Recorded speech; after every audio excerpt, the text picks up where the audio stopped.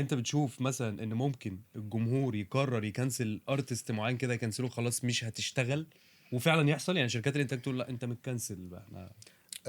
بص، في السرديات اللي هي الرومانسيه، امم. اللي بنتكلم بقى عن هنكتب فيلم مثلا فهنقول انه الجمهور لفظه فهو مش عارف ايه وبتاع، ماشي. هقول لك هنعمل كده ان الجمهور هيرفض وبتاع اه. الكلام ده مش لكن في الحقيقه لا.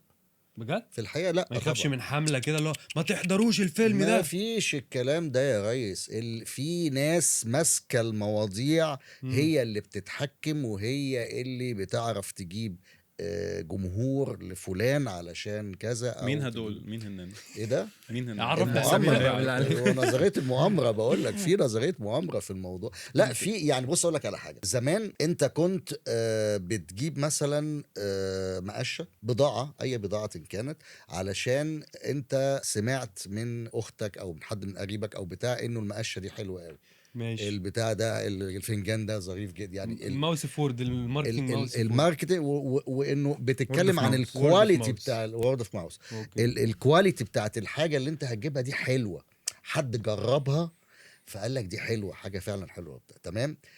دلوقتي او مش من دلوقتي بس، من فتره طويله، انت الاعلان هو اللي بيحدد لك اذا كان الحاجه هتاخدها ولا لا، حتى لو مش حلوه. اعلان اه. ولا مش اعلام؟ الاعلان، الاعلان والاعلام مم. ودخول الاعلان في الاعلام دي قصه كبيره بقى نبقى نتكلم فيها بعدين. ايوه. بس دي المحاضرة دي الجاية المحاضره بقى الجايه بقى.